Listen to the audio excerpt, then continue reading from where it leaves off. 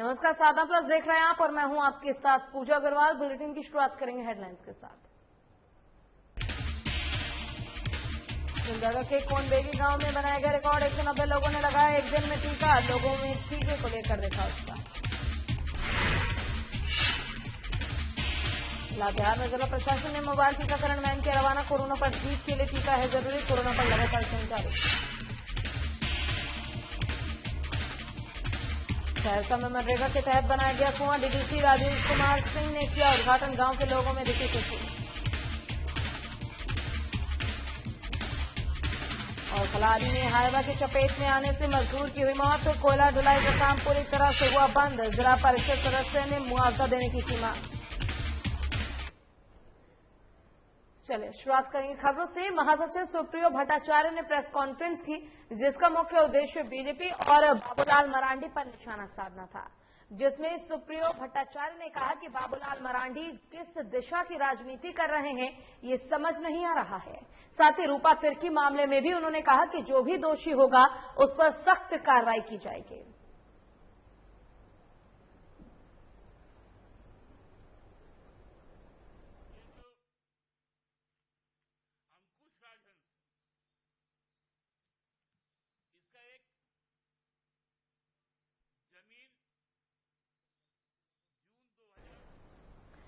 और पूरे देश में कोरोना का कहर लगातार जारी है। ऐसे में तमाम लोगों की रोजी रोटी बंद है। कुछ ऐसे परिवार हैं जो कोरोना से जंग लड़ रहे हैं, लेकिन कई ऐसे परिवार हैं जिन्होंने कोरोना महामारी को हराया है। इसी को लेकर परिवार से बातचीत के लिए हमारे वरिष्ठ संवाददाता उनके पास पहुंचे और वरिष्ठ संवाददाता देवाशीष कुमार ने उनसे खास बातचीत की है। चलिए आपको दिखाते हैं। हम और आप एक ऐसी जंग से लड़ रहे हैं जो प्रतिदिन आए दिन हम लोगों को 1, 2, 4 होना है। जी हाँ, उस जंग की हम बात कर रहे हैं जिस जंग को आप सब जानते हैं, जिसका नाम है कोरोना। कोरोना संकट ने हमारी, आपकी और तमाम लोगों की अर्थव्यवस्था के साथ साथ मनोबल को भी तोड़ रखा है। लेकिन इसी मनोबल को ऊंचा उठाने के लिए कई ऐसे लोग भी सामने आ रहे हैं जो इस जंग को जीतकर अब लोगों की मदद कर रहे हैं, लोगों को समझा रहे हैं। कल हमने पटना से आपको एक रिपोर्ट दिखाई थी, आज हम आपको रांची से एक रिपोर्ट दिखा रहे हैं, जिसमें आज हमारे साथ एक ऐसे परिवार हैं जिन्होंने कोरोना को हराकर अब अपनी जिंदगी जो है वो फिर से शुरुआत कर दी है। पूरी कहानी हम जानेंगे कि आखिर कैसे कोरोना इनको हुआ, कैसे इन लोगों ने कोरोना को परास्त किया और जो लोग इस समय कोरोना से लड़ रहे हैं, कोरोना से संक्रमित है, उनको अपना हिम्मत कैसे नहीं हारना चाहिए, ये तमाम बातें करेंगे। इस वक्त हमारे साथ एक फैमिली है, उनसे हम बातचीत करेंगे। आंटी, सबसे पहले बहुत स्वागत है आपका सर। Thank you. आंटी, ये बताइए सबसे पहले कि कैसे हुआ था कोविड, कैसे हुआ था? हालांकि उस पल को हम ये नहीं याद कराना चाहेंगे, लेकिन लोगों को जानना जरूरी है कि कैसे क्या हुआ। कैसे हुआ ये तो उस समय ठीक थे, इसीलिए मार्केट तो हर तरह सब तरफ निकलते थे। तो अब कैसे हुआ तो मालूम नहीं हुआ। जब फीवर आने लगा मेरे को तो हम सोचे कि ये नॉर्मल फीवर होगा, लेकिन देखे कि 2-3 दिन छोड़ के आने लगा। और वो भी जब पैरासीटामोल खाते थे तो ठीक हो जाते थे। तब फिर ऐसे 3-4 दिन गुजर गया तो फिर हमको महसूस कुछ नहीं हुआ। तब यहाँ से जब बगल से गए कि कोरोना के लिए चलिए टेस्ट कराने जाएंगे, तो उसमें बोले कि चलो हम भी चलते हैं, बोल के हम भी निकले और गए तो मेरा पॉजिटिव आ गया। तब बच्चा लोग दवा ला दिए और फिर दवा खाने लगे। लेकिन यही है कि मुंह का टेस्ट इतना खराब हो जाता है कि कोई भी अच्छा चीज देने से भी खाने का इच्छा नहीं होता है। तो उसी टाइम मेरा खाना पीना थोड़ा सा छूट गया था, इसीलिए मैंने कमजोरी आ गया और हेल्थ डाउन हुआ। और उसी बीच में फिर मेरा ऑक्सीजन लेवल भी कम। और राज्य में कई जिलों में जहां एक ओर लोगों ने टीकाकरण को अंधविश्वास से जोड़ दिया है, वहीं दूसरी ओर सिमडेगा के कोनबेगी गांव में टीकाकरण के प्रति लोगों में काफी उत्साह देखने को मिल रहा है। आपको बता दें कि पिछले सप्ताह गांव के ही युवा वैज्ञानिक डॉक्टर सिद्धार्थ प्रसाद ने अपने गांव के टीकाकरण केंद्र कोनबेगी में लगाए गए विशेष कैंप में 31 मई को टीका लिया था और उनसे ही प्रेरित होकर उस दिन गांव के 160 लोगों ने कोरोना का टीका लेकर रिकॉर्ड कायम किया। वहीं अब इस गांव में विशेष टीकाकरण कैंप लगाया गया है, जिसमें अपने ही पिछले रिकॉर्ड को तोड़ते हुए गांव वालों ने नया रिकॉर्ड बनाया है। इस बार कुल 190 लोगों ने एक दिन में टीका लगवाया है, जो अपने आप में एक ही दिन में किसी एक केंद्र में टीका लेने का रिकॉर्ड होगा। लेकिन इस बार अनोखी बात यह थी कि गांव के दिव्यांग जनों ने इस बार टीका लगाकर ये रिकॉर्ड बनाया है, जहां दिव्यांग 1.5 किलोमीटर से ज्यादा दूरी तय करके ट्राईसाइकिल चलाकर टीका लेने आए थे। वहीं इस टीकाकरण केंद्र में बीडीओ मनोज कुमार, हॉकी सिमडेगा के अध्यक्ष मनोज कोनबेगी, थाना प्रभारी रिंगारी श्री मुधीरबाड़ा और एएसआई आरबी सिंह दिन भर टीकाकरण केंद्र में मौजूद रहकर लोगों को प्रेरित कर रहे हैं। आज कोनबेगी में कोविड-19 वैक्सीन का कैंप लगा हुआ है, जिसमें मैंने इंजेक्शन लिया है। ये हमारे जीवन की सुरक्षा के लिए दिया जा रहा है, इसलिए आप सबों से अपील है कि आप सब भी वैक्सीन लें। लातेहार में कोरोना संक्रमण की रोकथाम के लिए ग्रामीण क्षेत्र में टीकाकरण का लाभ जन जन तक पहुंचाने के लिए जिला प्रशासन ने मोबाइल टीकाकरण वैन रवाना किया है। उपायुक्त अबू इमरान और civil surgeon doctor Santosh Kumar Srivastava ने सदर अस्पताल परिसर में मोबाइल टीकाकरण वैन को हरी झंडी दिखाकर रवाना किया। वहीं इस दौरान उपायुक्त अबू इमरान ने कहा कि कोरोना संक्रमण पर जीत के लिए टीकाकरण जरूरी है। वहीं इस दौरान मौके पर सिविल सर्जन संतोष श्रीवास्तव, डीटीओ संतोष कुमार सिंह, जिला खेल पदाधिकारी एसके सिंह, डॉक्टर हरेन चंद्र, डॉक्टर अशोक उड़ेया और डॉक्टर नीलमणि वेद प्रकाश के साथ कई स्वास्थ्य कर्मी मौजूद रहे।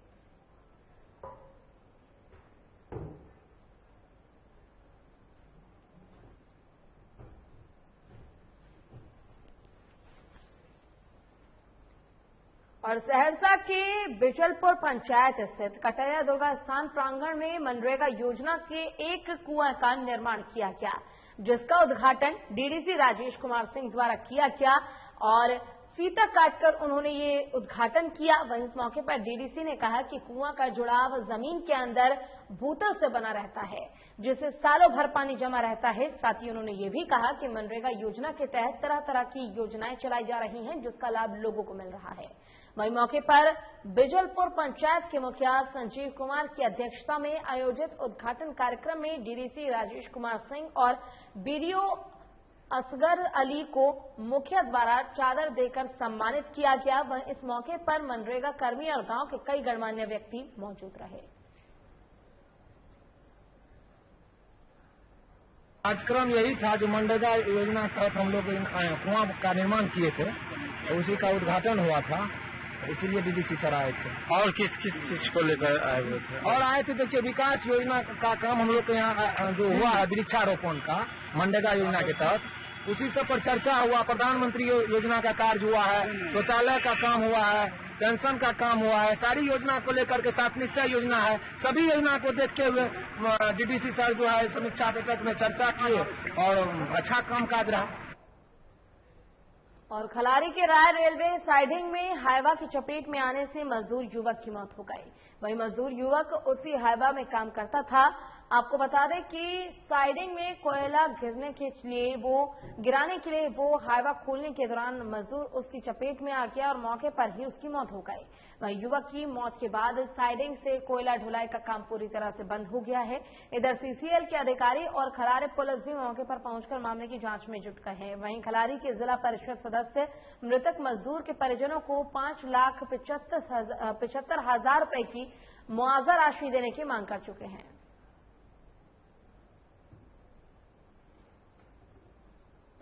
यादव जी का दुर्घटना के कारण मौत हो गया। आज इस मौत की घड़ी में परिवार के साथ हम लोग खड़ा है। और यहाँ सैनिक कंपनी का जो भी आपका प्रबंधन है, हम लोग प्रबंधन से मांग करते हैं, जो कोल इंडिया के द्वारा जो यहाँ असंगठित मजदूर, चाहे खदान हो या सड़क हो या साइडिंग में, अगर किसी दुर्घटना से अगर मजदूर का मौत होता है तो कोल इंडिया के द्वारा एक नियम बनाया गया है, उस परिवार को मुआवजा दे। और नालंदा के नवीनगर में गुरुवार की देर रात कपड़े दुकान में आग लगने से पूरी दुकान जलकर खाक हो गई। आपको बता दें कि घटना अचानक से हुई शॉर्ट सर्किट की वजह से हुआ है, जिसकी सूचना स्थानीय लोगों ने स्थानीय थाना की मदद से अग्निशमन विभाग और दुकानदार को दिया, लेकिन जब तक कोई मौके पर आता दुकान पूरी तरह से जलकर खाक हो चुका था और तमाम चीजें भी जलकर राख हो चुकी हैं।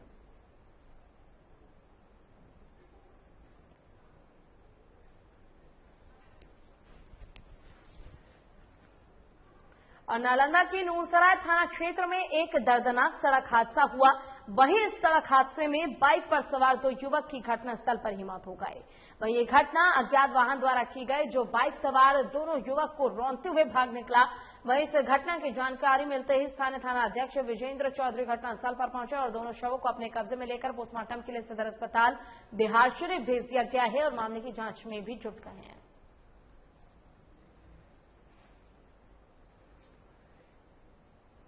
चलिए रुकते एक छोटे से ब्रेक के लिए, जल्द होंगे हाजिर।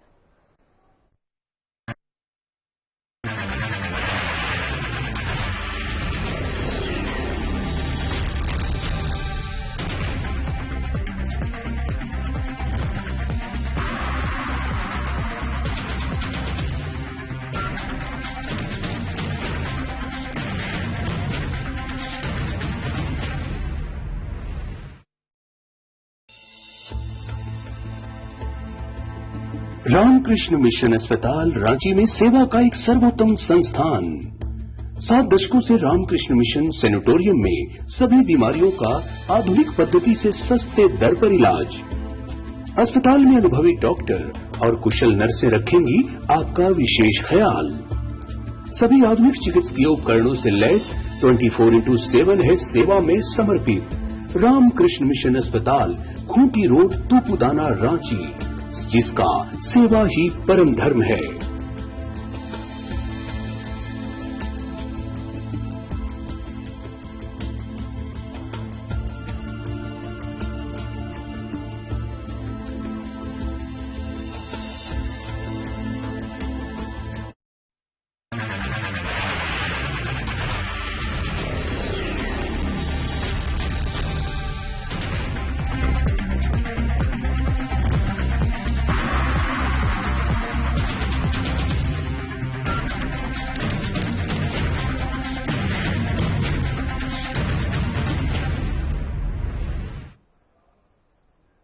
चलिए ब्रेक के बाद एक बार फिर से रुक करेंगे खबरों की ओर। बता दें कि झारखंड से एक खबर जहां पर राज्य सरकार अब बीजेपी के जो विधायक हैं उनके ऊपर मामला दर्ज किया गया था, जिसके सहित 7 मामलों को वापस लेने पर विचार कर रही है। आपको बता दें कि राज्य सरकार बड़कागांव के पूर्व विधायक योगेंद्र साव के विरुद्ध दर्ज चिरडी गोलीकांड सहित 7 मामलों को वापस लेने पर विचार कर रही है। आपको बता दें कि इस गोलीकांड में 4 लोगों की मौत हो गई थी।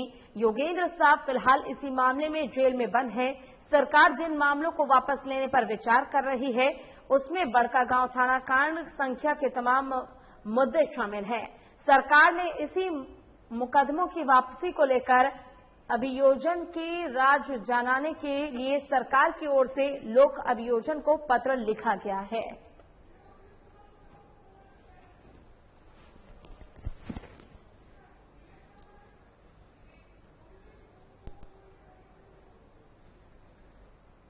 और इसी पर अधिक जानकारी के लिए हमारे साथ हमारे वरिष्ठ संवाददाता देवाशीष फोन लाइन पर जुड़ चुके हैं। देवाशीष, अब राज्य सरकार ने एक बड़ा फैसला लिया, विधायक योगेंद्र साव के ऊपर जो मुकदमा दर्ज है उसके सहित 7 और मामलों को वापस लेने की बात कही गई है। पूरी जानकारी एक बार आपसे चाहेंगे। जी बिल्कुल, देखिए ये योगेंद्र साव के मामले को लेकर राज्य सरकार ने जो मामले हैं उन पर लगे हैं गोलीकांड को लेकर, जिसमें 4 लोगों की मौत हो गई थी पूजा, उसको वापस लेने का जो है वो आवेदन दिया है और कहा है कि इसको वापस किया जाना चाहिए। जिसके बाद राज्य में सियासी जो है वो राजनीतिक गलियारे में जो गतिविधियां हैं वो पूरी तरह से तेज हो गई है। हम आपको बता दें कि बड़कागांव के विधायक जो है योगेंद्र साव पर ये तमाम धाराओं पर केस जो है वो इस वक्त थाने में चल रहा है। तमाम मुकदमे उन पर लगाए गए हैं और उसको लेकर के जो है वो राज्य सरकार की गिरफ्तारी हो रही थी, लेकिन उसी को लेकर के अब एक पत्र लिखा गया है। पत्र में ये लिखा गया है कि योगेंद्र साव की जो भी केस है, जो भी कांड संख्या है, उस पर एक बार जो है वो विचार करना चाहिए। इसको लेकर के अब पक्ष और विपक्ष दोनों में जो है वो खींचातान बढ़ गया है पूजा, और इसको लेकर के आने वाले समय में हम कह सकते हैं कि झारखंड की राजनीति जो है वो और ज्यादा विपरीत दिशा की तरफ जा सकती है, क्योंकि आप देख सकते हैं कि लगातार वो जेल में बंद है और जिस तरह से 4 लोगों की हत्या हुई थी उस मामले में उसको लेकर के, और अभी भी उसमें फैसला आने बाकी है, कोर्ट के अधीन वो तमाम मामले हैं। लेकिन अब राज्य सरकार ने ये केस वापस लेने का जो विचार किया है, इसको लेकर आवेदन जो दिया है, उसके बाद विपक्ष के लोग जो है वो पूरी तरह से आक्रामक हो गए हैं। पूजा बिल्कुल, ऐसे में देवाशीष ये भी आपसे जानना चाहेंगे, जैसा कि अभी कुछ समय पहले हमने एक खबर भी दिखाई थी जिसमें कि योगेंद्र साव की बेटी ने एक प्रेस कॉन्फ्रेंस का आयोजन किया था और पूर्व मुख्यमंत्री पर प्रताड़ित करने का उनके परिवार को आरोप लगाया था। तो क्या समझे कि अब जो सरकार है आखिर इन मामलों को, इन केसों को वापस क्यों लेने का विचार बना रही है?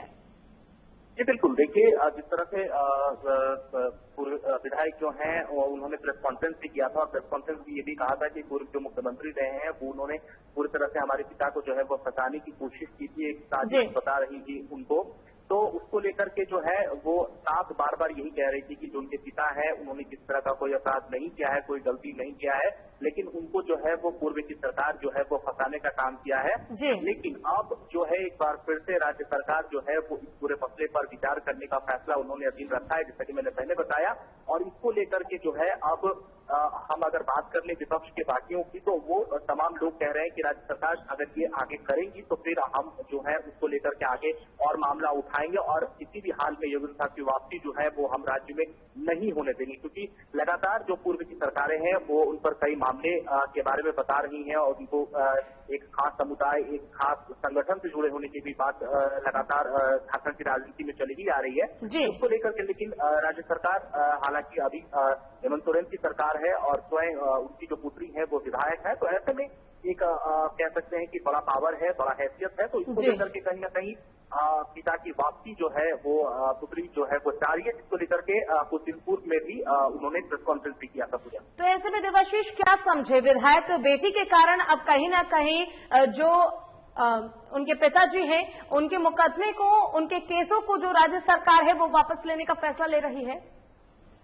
स्वाभाविक सी बात है पूजा, राजनीति का यही नाम होता है, राज्य और नीति। अगर व्यक्ति जो है वो विधायक है और उसको लेकर योगेंद्र साव जो है वो बिल्कुल चाहेंगी कि जब तक हमारी सरकार रहे या जब तक हम पावर पर रहें तब तक पिता जो है वो किसी भी हाल में वापस आए, और राज्य सरकार को उसको लेकर के वो कई बार जो है हेमंत सोरेन से मिल भी चुकी है कुछ दिन पहले से, तो उसको लेकर के ये हालांकि सही सवाल आपने कहा कि चाहेंगी उनकी पुत्री जो है कि शिकायत पर जो केस दर्ज है वो किसी भी तरह से वापस हो और इस मामले पर जो है वो राज्य सरकार साथ दे। बिल्कुल, चिरडी गोलीकांड सहित 7 मामलों को वापस लेने का फैसला राज्य सरकार ने लिया है और योगेंद्र साव के ऊपर जो मुकदमे हैं दर्ज उनको वापस लेने का फैसला लिया गया। लेकिन एक बड़ा सवाल ये उठता है कि जहां हम देख रहे हैं कि वो अभी भी जेल में बंद है, उसके बाद उनकी बेटी ने पूर्व मुख्यमंत्री पर आरोप लगाया कि उनको प्रताड़ित किया गया था, लेकिन ऐसे में आखिर सत्य क्या है? क्या वाकई में विधायक बेटी के कारण उनको अब रिहाई मिल सकती है और उनके ऊपर जो केसेस दर्ज है, जो मामले दर्ज है, उन्हें वापस लिया जा सकता है? देखिए, ये अभी विचाराधीन मामला है और हालांकि इसमें जो बेटी है वो लगातार मांग कर रही है कि हमारे पिता जो है वो किस तरह का उन्होंने कोई अपराध नहीं किया है, किस तरह का कोई उन्होंने गलती नहीं किया है। तो वो पूरा मामला जो है इसमें हमारा और आपका कहना बिल्कुल जल्दबाजी होगा, लेकिन ये तमाम मामले जो है वो विचाराधीन है। लेकिन राज्य सरकार ने आज जो ये नया स्ट्रोक खेला है, ये झारखंड की राजनीति में एक नया तूफान ला सकता है और एक नया विवाद और नया जो खबर है हमारे और आपके सामने पूजा आ सकता है। बिल्कुल, सरकार ने लोक अभियोजन को पत्र भी लिखा है और इस मामले में राय मांगी है, तो क्या इसको लेकर अभी फिलहाल कुछ भी अपडेट मिल पाया है? देखिए, राज्य सरकार ने अभियोजन को लेकर के 4 पन्नों का इसमें एक पत्र भी लिखा है। इस पत्र में तमाम मुद्दे, तमाम कांड संख्या और तमाम जो बातें हैं वो रखी गई है। राज्य सरकार ने कहा है कि आप जो है ये पत्र के माध्यम से एक बार विचार करें, इस पर आप एक बार सोचें और सोचने के बाद जो है ये फैसला जो है आगे के लिए आप कोर्ट को पहुंचाएं। अभियोजन जो नीति होती है, पक्ष जो होता है वो उस पर विचार करता है और विचार के बाद ही आगे का जो है वो पूरा कोई फैसला सुनाता है। तो इसको लेकर के जो है अब ये पूरा मामला विचाराधीन है। हालांकि राज्य सरकार जो है वो चाह रही है कि किसी भी हाल में जो है हमारी जब तक सरकार है तब तक हम इनकी वापसी करा सकते। बिल्कुल देवाशीष, आप बने रहिएगा हमारे साथ। इसी पर अधिक जानकारी के लिए मनोज पांडे जेएमएन से हमारे साथ जुड़ चुके हैं साधना प्लस पर। बहुत बहुत स्वागत है सर आपका। धन्यवाद जी मनोज जी, अब विधायक योगेंद्र साहब पर जो मुकदमे दर्ज थे अब उन्हें वापस लेने पर विचार कर रही है राज्य सरकार, आप क्या कहना चाहेंगे इसको लेकर? सरकार विचार कर रही है, उसके कानूनी पहलुओं पर मंतव्य मांगा गया है और जो भी होगा कानून सम्मत, संविधान सम्मत और जो नियम संगत होगा। पिछली सरकार ने पूर्वाग्रह से ग्रसित होकर कुछ लोगों को फंसाने का, तंग करने का, प्रताड़ित करने का काम किया था। योगेंद्र साहब जी चूंकि पिछली सरकार के कारनामों को उजागर किया करते थे जी, तो उनसे पूर्वाग्रह से ग्रसित होकर कहीं न कहीं ये आज सरकार महसूस कर रही है कि उन्हें झूठ का फंसाया गया है। कई एक मामले लादे गए हैं, उनकी समीक्षा की जाएगी, कानून सम्मत कार्रवाई होगा, नियम संगत कार्रवाई होगा। और इस तरह के मामले ये पहली बार नहीं है, पिछली सरकारों ने भी ऐसे कई कदम उठाए थे।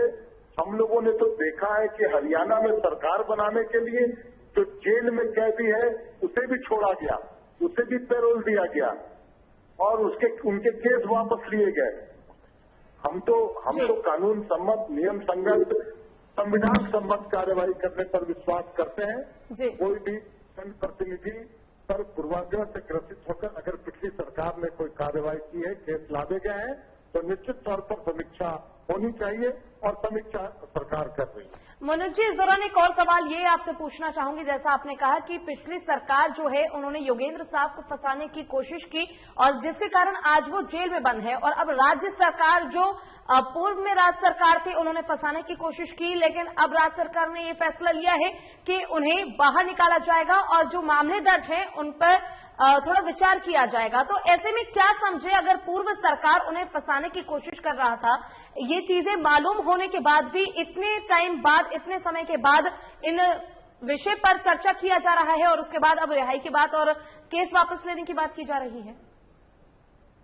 देखिए, रिहाई की बात अभी ज्यादा जल्दीबाजी होगी, लेकिन सरकार ये महसूस करती है कि अगर उन पर गलत मामलों में उनको फंसाया गया है तो निश्चित तौर पर उसकी समीक्षा की जाएगी। वो सरकार के अधिकार क्षेत्र की चीजें हैं, कानून सम्मत कार्रवाई की जाएगी और किसी तरह का पूर्वाग्रह नहीं। हमारी सरकार बने आज 1.5 साल हो गए, हमारे लिए प्राथमिकता और भी चीजें थी, हम उन पर ध्यान दे रहे थे, लेकिन अगर वैसी बातें जो सामने आ रही हैं, हमें कोई हड़बड़ी नहीं थी जी, किसी के साथ अन्याय न हो, ये भी एक प्राथमिकता है। लेकिन ऐसा नहीं कि हड़बड़ाहट में किसी उन पर जो मामले हैं उस पर दबाव बना के पदाधिकारियों पर उनको मदद पहुंचाया जाए, ऐसी कोई मंशा सरकार की नहीं है।